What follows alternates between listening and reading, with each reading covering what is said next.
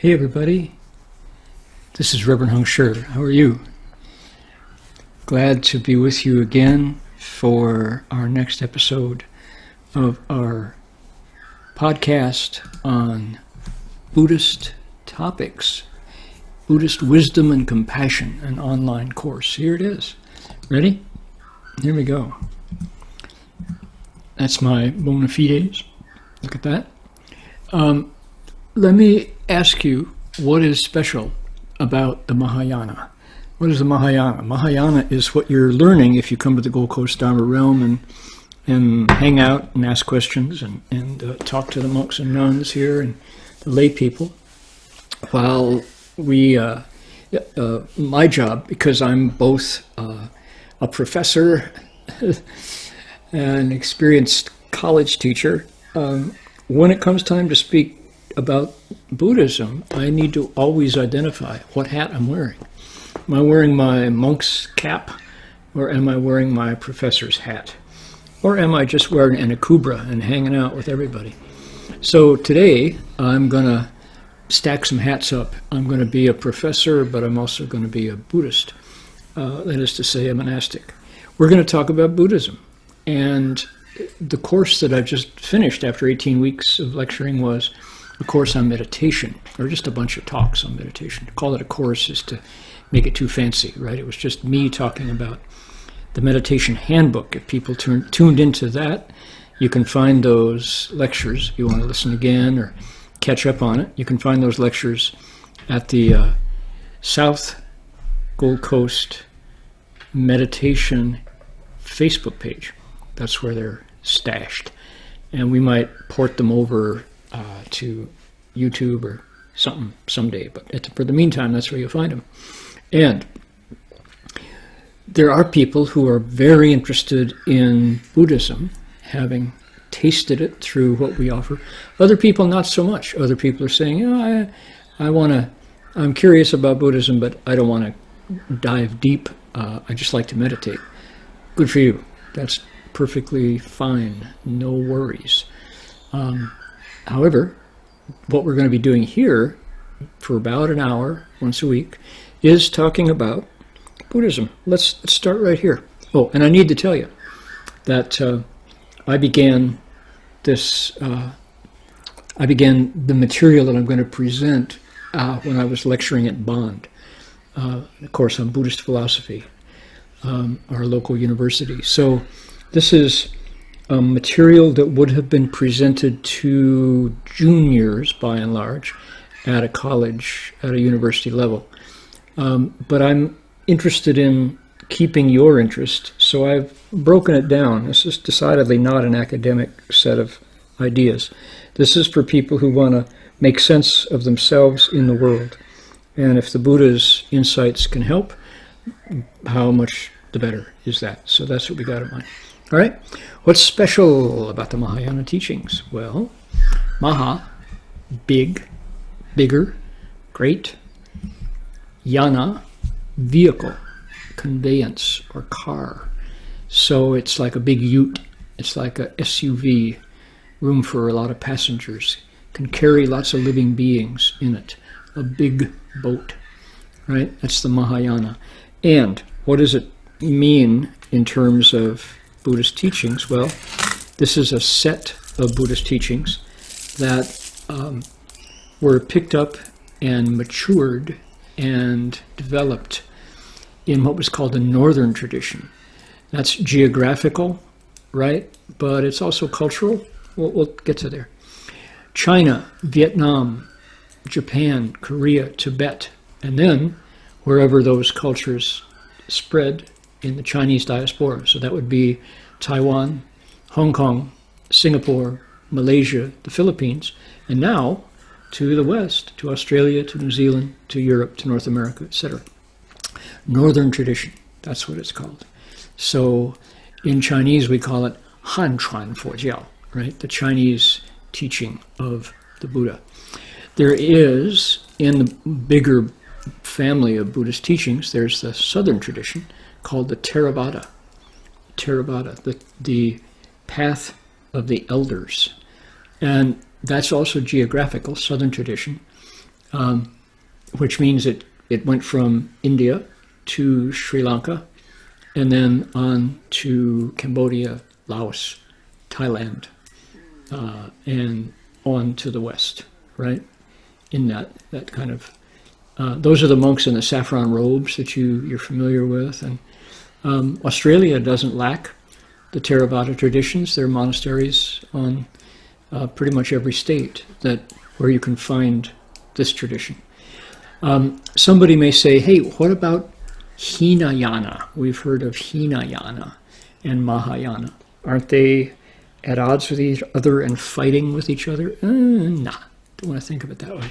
Hinayana means smaller, lesser, but it's often used pejoratively. It's often used negatively, meant to say small and therefore lesser.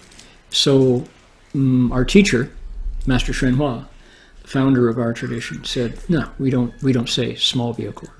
We say the tradition of the elders, the Theravada, Thera, or the Southern tradition. All right? That way we don't start off on the wrong foot with a split and bigger is better, or something with notion like that. No, that's not the Buddha's teaching.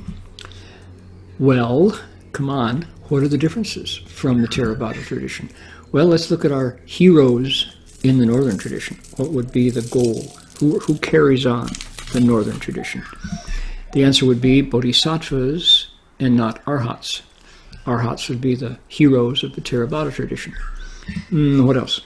The idea that there are many, many Buddhas, not simply one, as taught in the Theravada tradition. So that's a difference, okay? The Buddha has, the Mahayana tradition has many Buddhas. We can identify a couple right here on the altar in the Buddha Hall at the Gold Coast, right? Who's there? Vairochana Buddha is sitting in the center.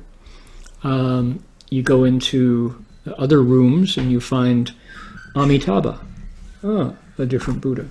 And then you go to another room and you see Medicine Buddha, the Buddha of healing, right? Oh my goodness. And then we talk about Maitreya, the Buddha of the future. Wow. All of them are colleagues and friends. They don't compete. So that's a difference, right? Also another difference, scriptural language. What are the teachings carried in? Teachings are carried in the Indic language Sanskrit instead of Pali. Pali would be the Theravada tradition, okay? So, example, when you go to the Sanskrit tradition, what are you learning? The Dharma. When you go to the Pali tradition, what are you learning? Dhamma. When you talk about the monks in the Northern tradition, you're talking about bhikshus. Or bhikshunis, nuns. When you go to the Southern tradition, you're talking about bhikkhus and bhikkhunis. Okay? When you ask what did the prince become when he became the Buddha, at the end of his life, he entered nirvana in the Sanskrit tradition of the North, and nibbana in the Pali tradition of the South. So, related, right? Kinship. They're brother and sister languages, but they developed very different literature that carried the teachings. So the three baskets of the teaching, the Tripitaka in Sanskrit and the Tipitaka in the Pali, carry different texts. So there is a pretty specific difference in the scriptures. All right. What else? Well, the goals. What would be the goal of the Northern tradition? Living beings' liberation instead of seeking liberation for myself. Seeking bodhi, awakening instead of escape from birth and death, from samsara. Cultivating expedient wisdom for teaching others instead of purity in personal conduct. So, different approaches, all of them gathered in by the Dharma of the Buddha, and all of them, available and valuable for people with different thoughts, different natures, different goals, different approaches. Okay? So far, so good? How are we doing here? Another page of differences. What else? In the Mahayana, in the northern tradition, we talk about 84,000 methods, 84,000 Dharma gateways, they say, practice. Whoa, that's a lot, right? 5 traditions of practice. So people come to the Gold Coast Dharma realm here and they say, well, what exactly do you teach? And the answer is not one thing. It can be kind of confusing until somebody lays it out for you. And one is, do you meditate? Yes, we are Chan monks and nuns. Chan is the Chinese word for Zen, right? So we meditate. We're Chan monks and nuns. But what else? We also recite the Buddha's name. Devotion, the Pure Land. So there's the Chan school, there's the Pure Land school. What else? Oh, well, we also spend a lot of time listening to sutras. That is the teaching school. Right, we do that. But we start the morning every day with half an hour of mantras. So that's the esoteric or the secret school. Furthermore, we aim to uphold the Vinaya, the teaching on moral conduct. So that's the Vinaya school. So 5 traditions: meditation, devotion, study, mantras, purity, right? All of these are part of the Chinese Mahayana, and we study all 5, and along with 84,000 methods. Okay. Theravada Mahayana, arhats, bodhisattvas, one Buddha, limitless Buddhas, nirvana, bodhi, awakening, escape or awakening, end my own suffering, take all living beings across, Sanskrit, Pali, meditation, 84,000 Dharma methods. Yeah, that's helpful. That's good. Okay, good for you. What next? We're going to do what I mentioned. This morning, let's see, bring your shared window to the front. I wanted to do what I mentioned this morning in my lecture on repentance practice. And podcasts have a new currency, largely because of a guy named Ira Glass, who put together a program called This American Life on public radio. And this was a very influential program. It lasted for years and years. And it was storytelling on the radio. And what Ira Glass learned was the format that he created was to break up the long form storytelling with music. He had a formula. It's like every 7 minutes or something. You needed to have a musical interlude. So let's do that.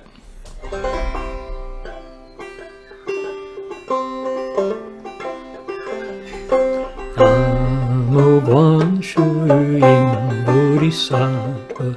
Namo Guan Shu Yin Bodhisattva. Namo Guan Shu Yin Bodhisattva.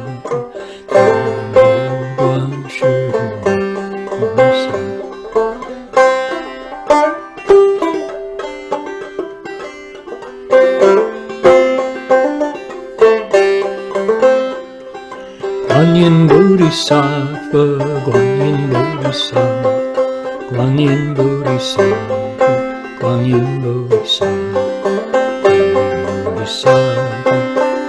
Bodhisattva, Guanyin Bodhisattva, Guanyin Bodhisattva, Guanyin Bodhisattva, Guanyin Bodhisattva, Namo Guan Shu Yin Bodhisattva.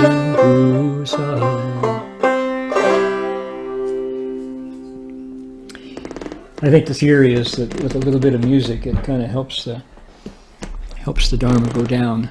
The right brain gets stimulated and helps the left brain digest all the facts and figures.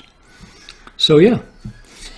Now, let's take a look, along with our breakdown of these ideas. What was the founding story? You know that founding story of the Dharma? We had this prince, and the prince, I'm going to go do some searching here while I talk. The prince was a remarkable man, and when he was first born, his father was told that he was going to become either a world-ruling monarch, or else he was going to become a religious teacher and go off and save the world, right? Be a renunciate, to leave home. Well, of course, you know, Dad, definitely Dad wanted, number one, he wanted his son to carry on the dynasty, right? So he created a pleasure dome inside the palace, so that his son never saw any kind of suffering at all. He wanted his son to grow up with nothing that could trigger his son's awareness of what? Of impermanence. Of impermanence. This, the reality. He wanted his son to grow up thinking that everything was copacetic and wonderful and groovy, right? So, yeah, that's a problem. And here's. Do we know what happened? Let me give you a picture here. We're going to park this one down below and bring this one up. Here's our founder. This is Master Shren Hua, born in 1918, passed away in 1995, entered Nirvana. This is the gate at City of 10,000 Buddhas here. There it is. And here's this. I kind of gave away my next point here. The Buddha lived and taught up here in Bihar, Bodh Gaya, where he woke up, and Lumbini actually is in Nepal, where he was born, etc. Anyway, his teachings, he walked and talked here for 49 years, and after he woke up, and his teachings first went down to Sri Lanka. Back then it was known as Ceylon, right? And then the southern tradition went up to Myanmar, to Thailand, to Burma, Cambodia, Laos. That's the Theravada. And then out to the world. Further, that's the southern tradition. His teachings also went to the north, to China, Mahayana, then to Korea, Japan, Vietnam, and to Tibet. But there's another tradition called the Vajrayana. Many of my Tibetan friends prefer to call it the Tibetan Mahayana, they say, because Vajrayana is only a part of the Tibetan tradition. So, 3 different clans inside the Buddhist world, in the larger scope and spectrum of Buddhism, Buddhist identity. We have these 3 houses, so to speak: Theravada, Mahayana, Vajrayana, or Tibetan Mahayana. Okay, so all Buddhist, but different, very different, very different. What's it like? Well, in the world of Christianity, for example, Catholics, Roman Catholics are Christian, certainly, and so are Universalist Unitarians. And boy, do they interpret the teachings of Jesus differently, right? Lutherans are not the same as Baptists. Episcopalians are not the same as whom? Methodists, Uniting Church, right? All different, all with the teachings of Jesus in a different exposition. So, Buddhists the same. There we go. Okay. Now, what is Buddha Dharma? Oh, this, I forgot, this podcast has Chinese in it. Is it a religion? Is it a philosophy? Yes. All of the same. Is it a way of life? Yes, it is. No different. Oh, this one's bilingual. Okay, we'll do it. Correct. So, to learn the Buddhist path, first become a good person. 学佛做人, we say. When you become the best person possible, Buddhahood accomplishes itself. Look at that. That's really the heart of what our approach to Buddhism and the Mahayana teaches. So we first pay attention to our humanity, who we are as people. There you go. So Buddhism has basic human values, has ethics, morality, psychology, logic, cosmology, insights, and practices. All of that. The teachings of the Buddha. Now, it's been around for 2,500 years, and over that long period, 2.5 millennia, there have been many different approaches, many different responses by people to what they understood from what the Buddha taught. So, that's why there's all these, look at all these different logic, cosmology, right? All these different aspects. Buddhism is teaching of wisdom, 智慧教, teaching of the mind, psychological, a most profound depth psychology, teaching of all beings, meaning it's extremely broad, inclusive, right? And a teaching of humanity, focusing on people largely and how we behave. 智慧教, 心教, 最深的心理学, 众生教, 人教. Now, this lecture series that we're working on is in English, right? We're talking English. Now, look here. Don't bounce off it. Stick with me here. This is interesting because why? You can be a very authentic Buddhist and never say you believe. The word I believe in the Buddha. I believe in the Dharma, right? Orthodoxy is what? Ortho means right. Doxy is speech. You get the words right. All right? Orthodox. Oh, if you are heterodox, you are at the best out for an argument. At the worst, your blood will flow, right?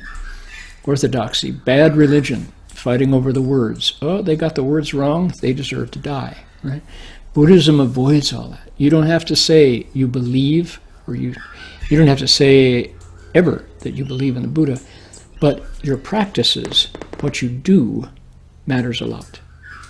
So the opposite is also true. If you say, oh, I believe in the Buddha, I am absolutely the most devout Buddhist, but you kill and steal and lust and lie and drug yourself, nobody's going to call you as a Buddhist. You're a different kind of Buddhist, right? Maybe a non-Buddhist, because you're not practicing correctly. Isn't that interesting, right? So yeah. Foremost among the practices are precepts, concentration, and wisdom. We'll get into that. We'll get there later. Here's the prince. Look at the prince. He's not this guy. That's the elephant driver. The prince is up here. Here's Prince Siddhartha. Oh, he's got his own regiment of soldiers marching with him. And what a beautiful elephant. Elephant's got gold on his tusks. They feed him special grass. And oh man, probably very proud elephant. Beautifully decked out. And up on top in that little house is the prince. Okay? This is how he was raised. And for a long time, that was enough. He bought his father's program that all was cool with the world.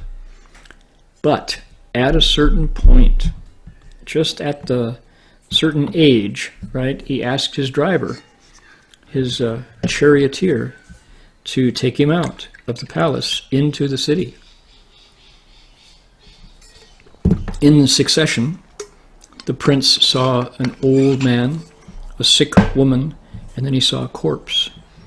And he wondered. He said, Who am I? Where do I come from? Where am I going?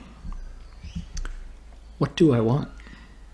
Because he discovered that his life had a definite end, which was old age, sickness, death, and nothing. No voice back from the grave.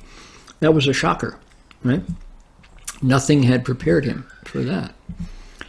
Are there limits to my freedom? Which the answer before he had those awarenesses was no. He could do anything he wanted. He was Prince, right? He was on his way to being one of the most powerful men in the world. But suddenly, sorry, you're going to die. You'll leave your wife behind, right? And he said, I want to be free to do what I want, when I want to, as long as I want. You can't stop me. But he discovered, you know what? Nope, not going to happen. Death is going to come. And he realized suddenly that he was living in a burning house.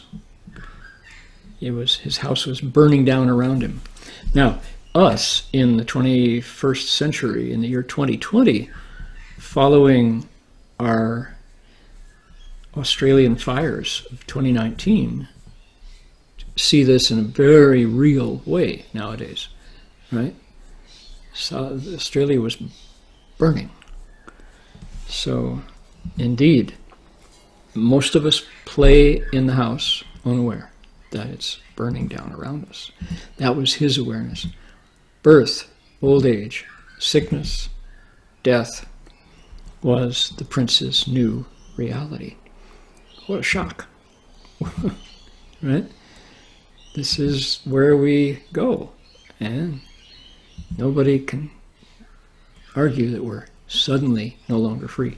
Now, COVID-19, the coronavirus, has brought this home to us. Oh, wow. Even breathing. Breathing can be fatal now. Isn't that funny how quickly we've understood that the air is toxic?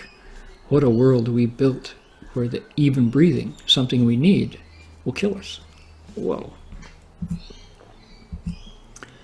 Then there was one more, they're called a messenger.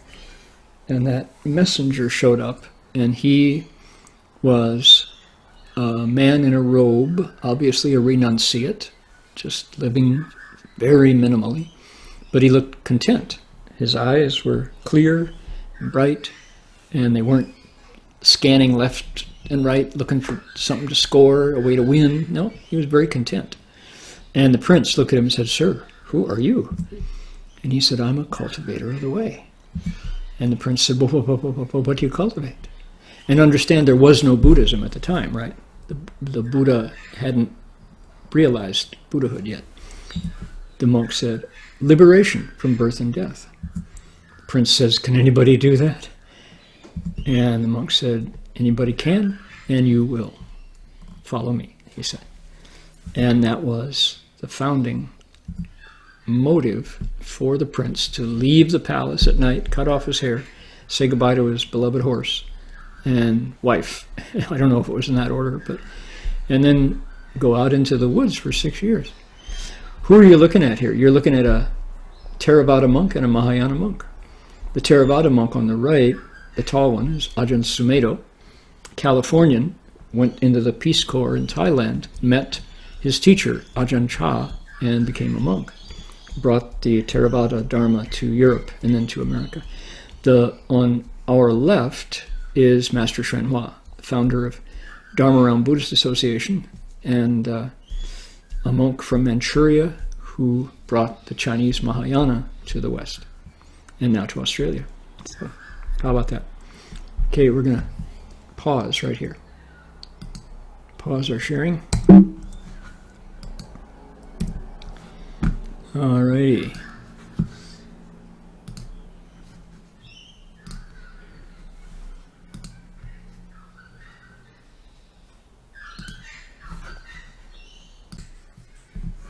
Okay, we're back.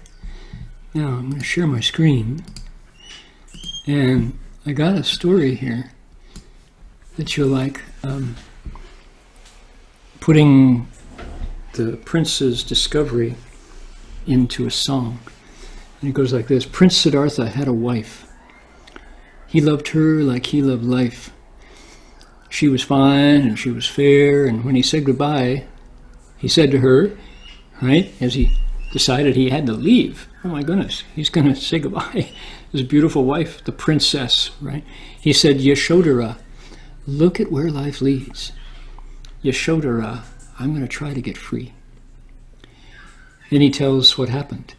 And she is asleep, you understand, right? She's probably, he's been out at the city gates having this encounter while his wife was partying, as they did every night, right?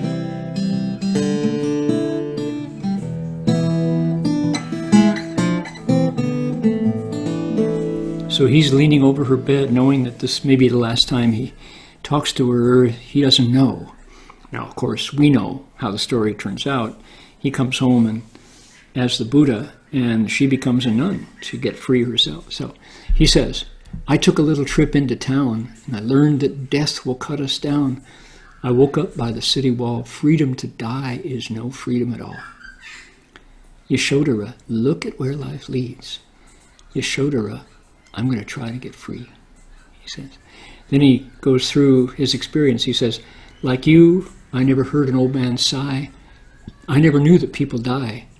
Like you, I never heard a sick man moan, but I learned this body in my home. There's something else living inside that doesn't die. Yashodhara, death is haunting me. Yashodhara, love won't set us free. Now that's a key line in this, because that's distinctly not Christian theology, right? But this is what the Buddha, what the prince discovered. He loves his wife dearly, but he's going to die first. Most husbands beat their wives to death. No, that sounds wrong. No. Most husbands die before their wives do, not beat their wife. Whew, look at that. I said it wrong. So then he goes on to say, then I saw another man who walked in robes with bowl in hand. His gaze looked neither left nor right. His brow was clear. His eyes were bright. I asked him what he did all day. He said, I cultivate the way. I watch my mind, I watch my breath, and in the end, it's life and death. Yashodhara, I couldn't love you more. Yashodhara, that's why I'm walking out this door. Precisely because he loves his wife and doesn't want to leave her behind, he's going to go out and see if he can't beat death. Some people will say that I'm a fool. Some will say I'm just too cruel. This is the best thing I can do, and when I get free, I'll come back for you. That's the Bodhisattva path right there.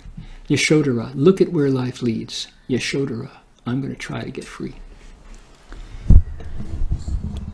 Now, when I sing it, I'm going to have to pause the guitar for a computer break, but that's the reality. Here we go.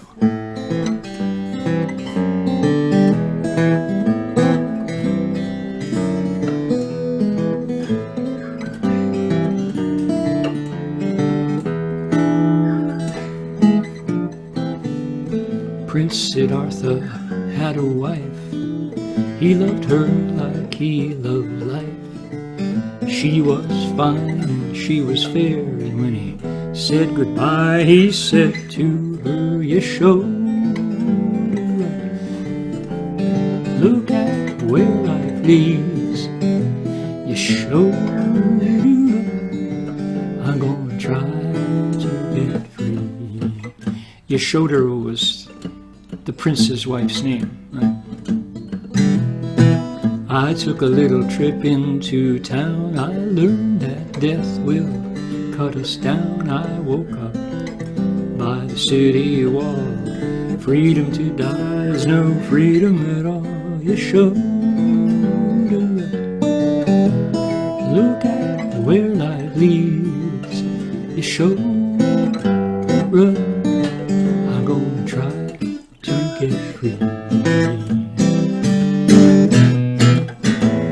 Computer break. Here we go.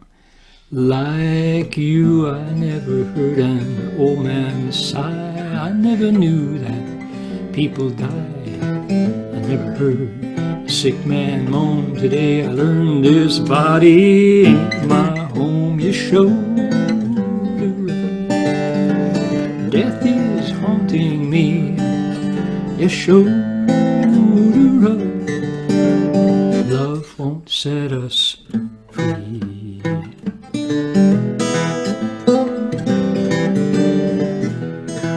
Then I saw another man who walked in robes with bowl in hand.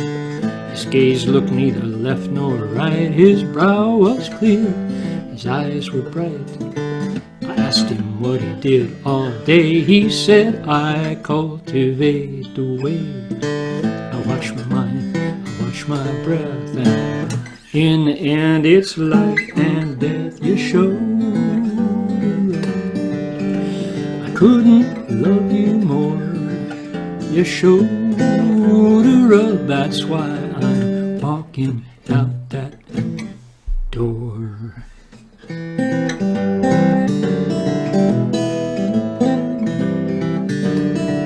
Now some will say that I'm a fool, and some will say I'm too cruel. This is the best thing I can do, and when I get free, I'll come back for you. Yashodhara, look at where life leads. Yashodhara, I'm gonna try to get free.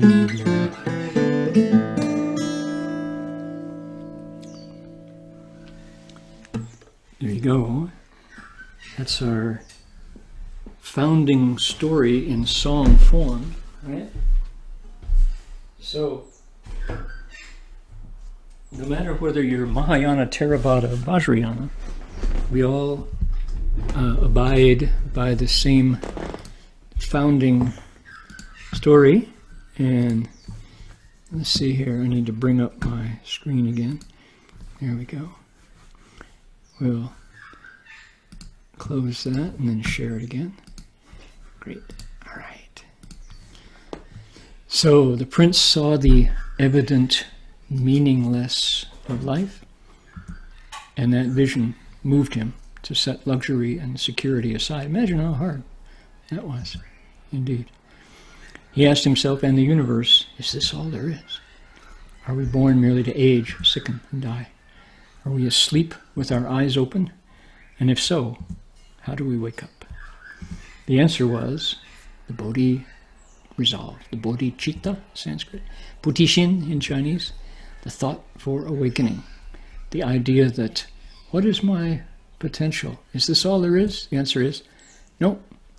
We can wake up. We can be not asleep with our eyes open, right?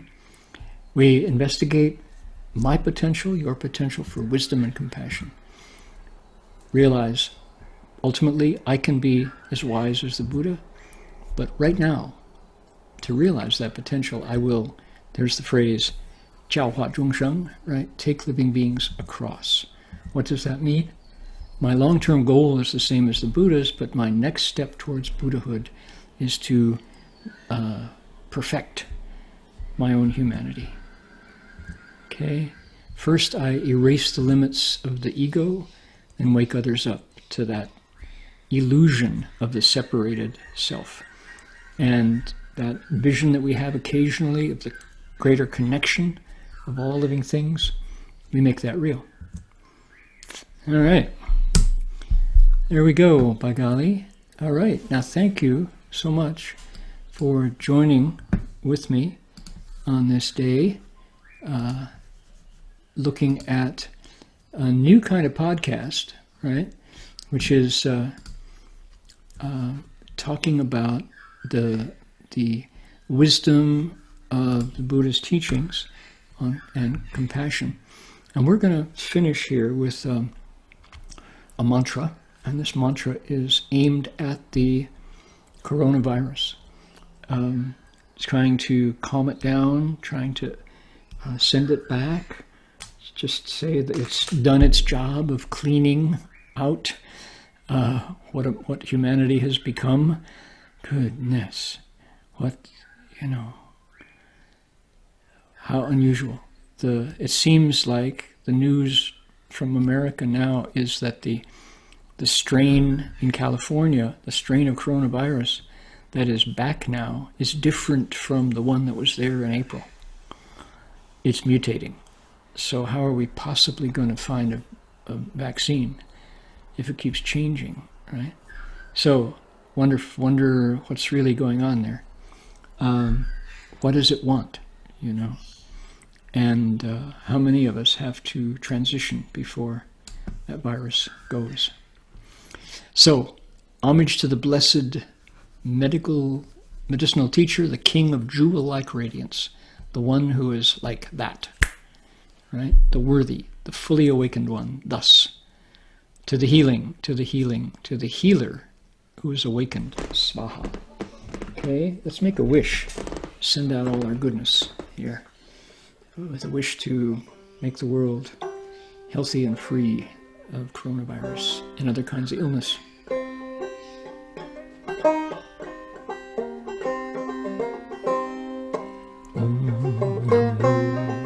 Bhagavate bhaiṣajyaguru vaiḍūryaprabharājāya tathāgatāya arhate samyaksambuddhāya tadyathā bhaiṣajye bhaiṣajye bhaiṣajye-samudgate svāhā. Namo bhagavate bhaiṣajyaguru vaiḍūryaprabharājāya tathāgatāya arhate samyaksambuddhāya tadyathā bhaiṣajye bhaiṣajye bhaiṣajya-samudgate svāhā. Namo bhagavate bhaiṣajyaguru vaiḍūryaprabharājāya tathāgatāya arhate samyaksambuddhāya tadyathā bhaiṣajye bhaiṣajye bhaiṣajya-samudgate svāhā.